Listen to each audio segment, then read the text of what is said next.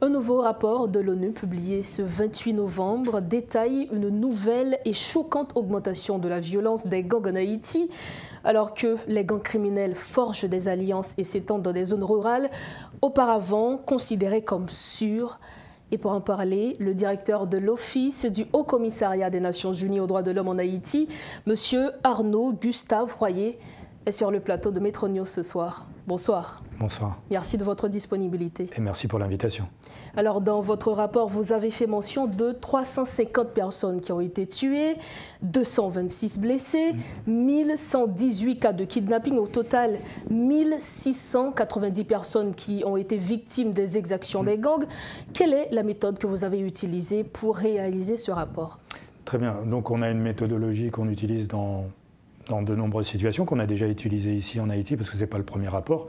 C'est-à-dire qu'on a des équipes qui se déplacent à travers le pays, et on a fait plusieurs visites dans l'Artibonite, notamment au Gonaïves, où on est resté on y est allé plusieurs fois, et on a pu interroger un peu plus de 95 personnes, parmi lesquelles des victimes directes de ces violations, des acteurs étatiques, des représentants de l'État, que ce soit représentants de la police, représentants de la justice, et des membres de la société civile, et aussi des acteurs qui fournissent des services, notamment services de santé et autres. Donc on s'appuie sur des témoignages, on va dire. Des témoignages directs et aussi des témoignages d'acteurs.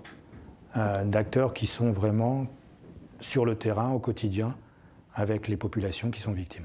Et c'est cette même méthode qui vous a permis de déceler 20 groupes armés dans le bar Artibonite? Oui, alors on a pu identifier, et on les identifie en annexe du rapport, 20 groupes qu'on appelle les groupes criminels en fait, qui regroupent à la fois ce qu'on appelle communément les gangs, mais aussi les groupes d'autodéfense. Donc on a à peu près établi ce nombre, avec bien sûr une identification des leaders de ces gangs, et aussi à peu près, ce qui nous semblait intéressant, le nombre de membres constitutifs. Et c'est là où on arrive à peu près au chiffre de 750, en sachant qu'il y a des groupes qui peuvent atteindre 100, des groupes qui peuvent être simplement réduits à une vingtaine d'éléments. Donc on a ces 20 groupes criminels, plus à peu près le nombre de leurs membres. Alors, vous avez parlé de groupes d'autodéfense.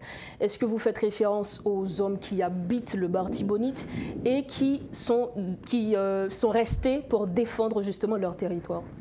Alors, tous viennent du même territoire quasiment. On a, oui, justement. Que ce soit ce qu'on appelle les gangs ou les groupes d'autodéfense, c'est qu'au départ, et ça, on identifie en fait la naissance de certains de ces groupes à la période électorale de 2015, 2017, ils ont émergé à ce niveau-là.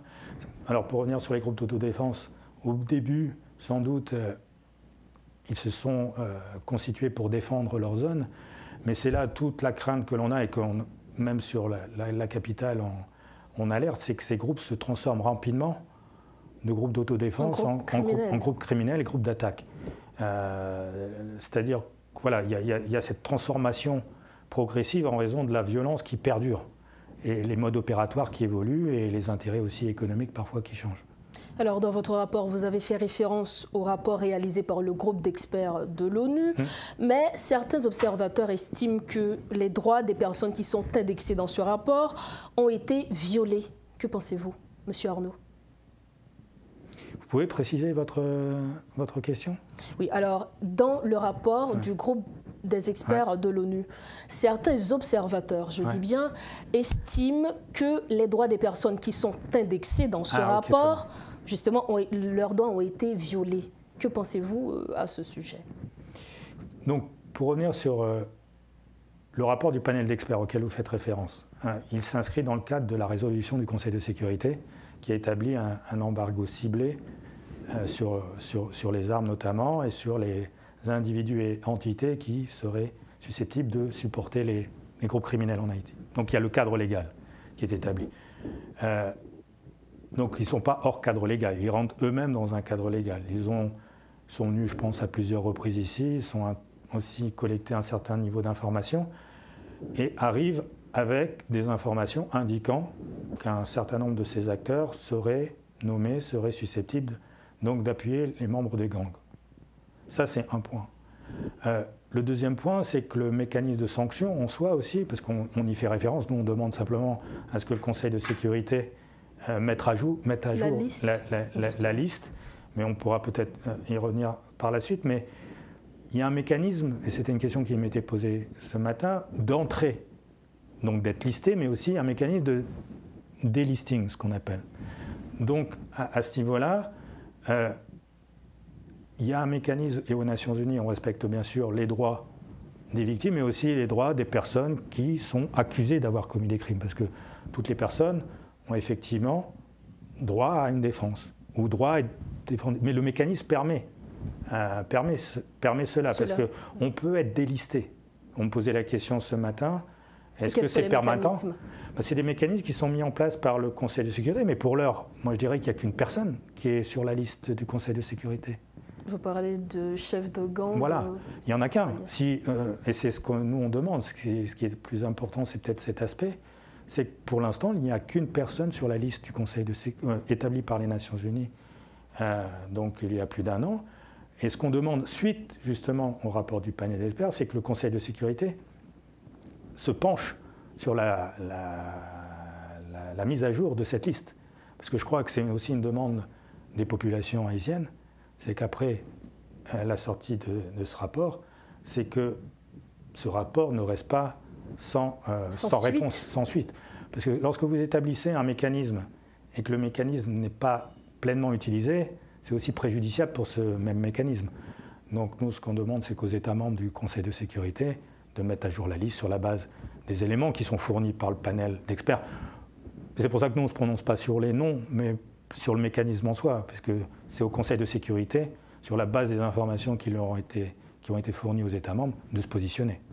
Alors, toujours en ce qui concerne ce rapport du groupe d'experts de l'ONU, certains observateurs ont fait savoir que le rapport du groupe des enquêteurs se base parfois sur de simples allégations contre certaines personnalités politiques en Haïti.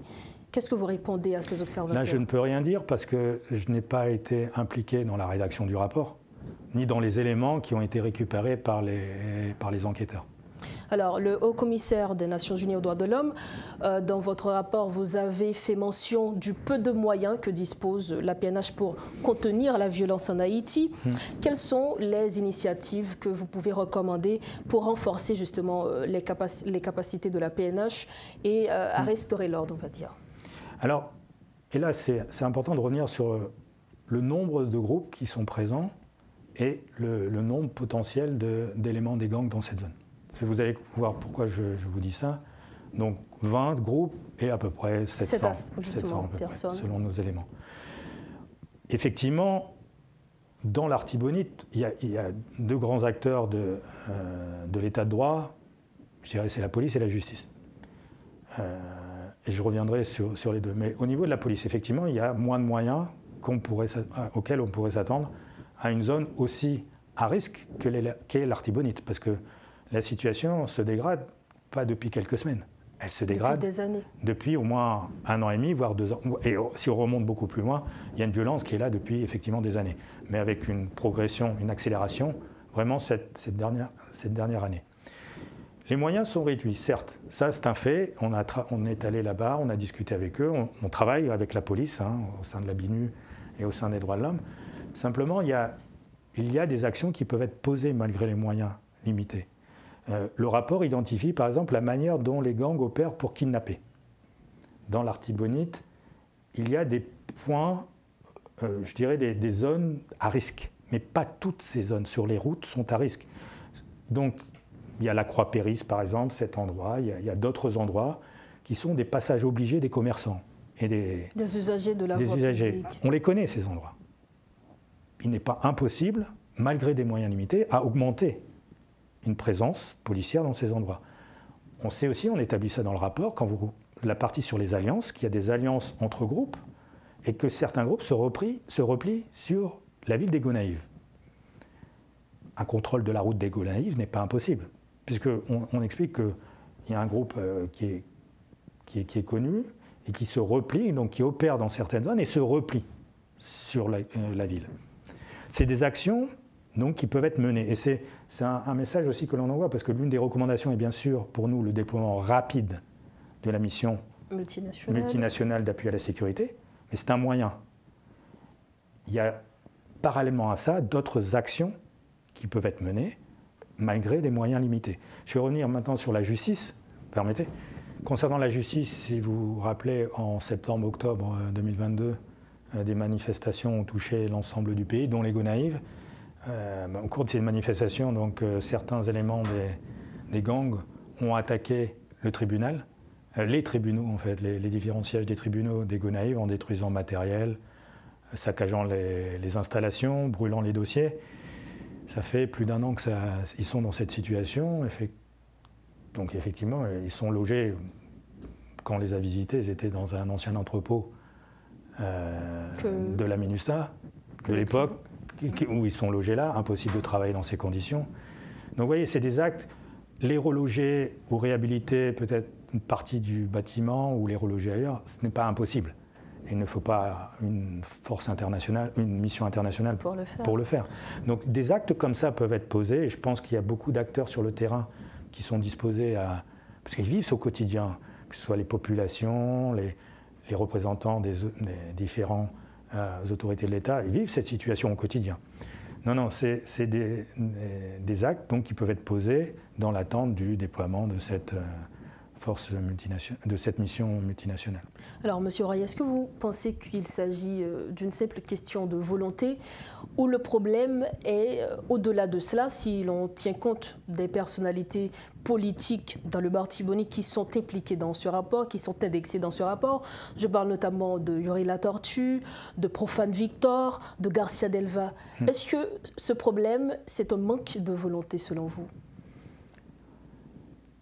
En fait, quand je regarde les différents niveaux de possibles interventions, ce qui me semble, c'est que parfois, il y a une déconnexion entre les réalités des populations qui vivent en dehors de Port-au-Prince et ce qui se passe à Port-au-Prince. On est à peine à 100 km au nord de la capitale. Ça fait 1 an et demi que la situation est comme celle-là. Et ça se dégrade en fait, c'est ça, il y a une expansion, et c'est pour ça qu'on alerte, une expansion. Désormais, entre le nord de la capitale et Saint-Marc, c'est inaccessible. Il n'y a aucun moyen vous le voyez aussi au quotidien, de prendre cette route. C'est-à-dire que c'est une sorte de métastase qui est en train de se passer dans cette zone.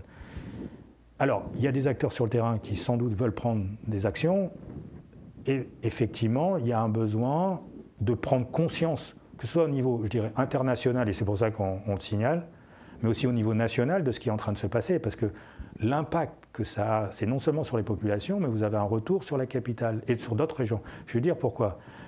Dans ce rapport, on mentionne aussi un nouveau type de victimes, les agriculteurs, les populations qui cultivent la terre. Qui vivent de ça, notamment. Qui vivent et qui produisent aussi. L'Artibonite, comme vous le savez aussi mieux que moi, est un des greniers du pays. Justement. Et lorsque vous voyez que les acteurs, donc les gangs, ciblent les acteurs du monde agricole, que ce soit sur l'extorsion, le rançonnement pour accéder aux terres, le vol des récoltes quand il y en a,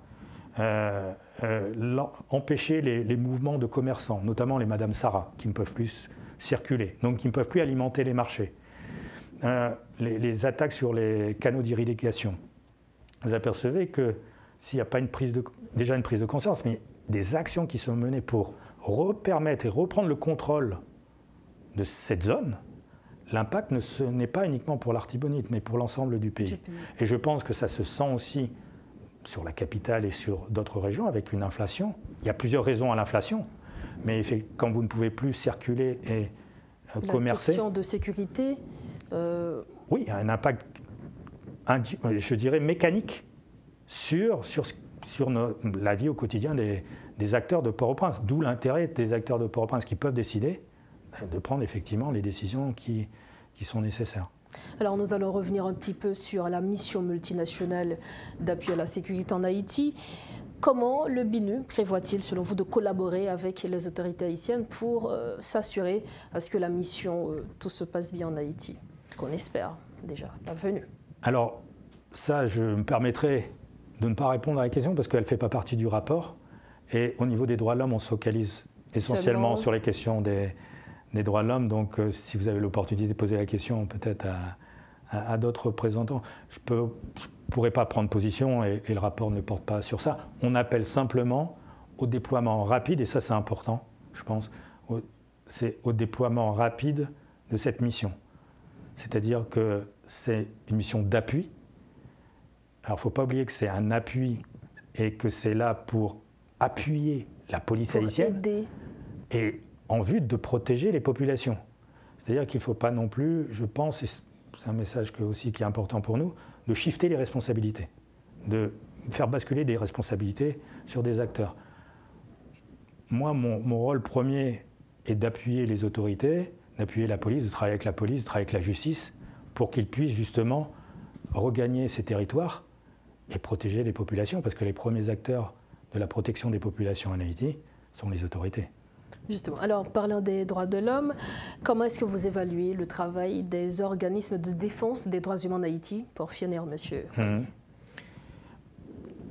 Vous en avez de très connus, vous en avez de moins connus. Tout ce travail, je pense, je l'espère, dans le sens de, justement, de l'amélioration, déjà de tenter d'empêcher une détérioration de la situation des droits de l'homme.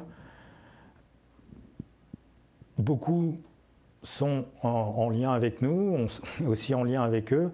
Je pense notamment, pour revenir sur les organisations de droits de l'homme dans l'Artibonite. Il y a qui ne portent pas forcément, vous savez, il y a plein d'associations qui sont actives dans l'Artibonite. Je pense aux associations de Madame Sarah. Il y a des associations aussi qui défendent les droits des personnes déplacées suite aux exactions, parce que il y a quand même 22 000, plus de 22 000 personnes qui se sont déplacées. Et non seulement elles se sont déplacées, mais elles se sont rapprochées des centres urbains.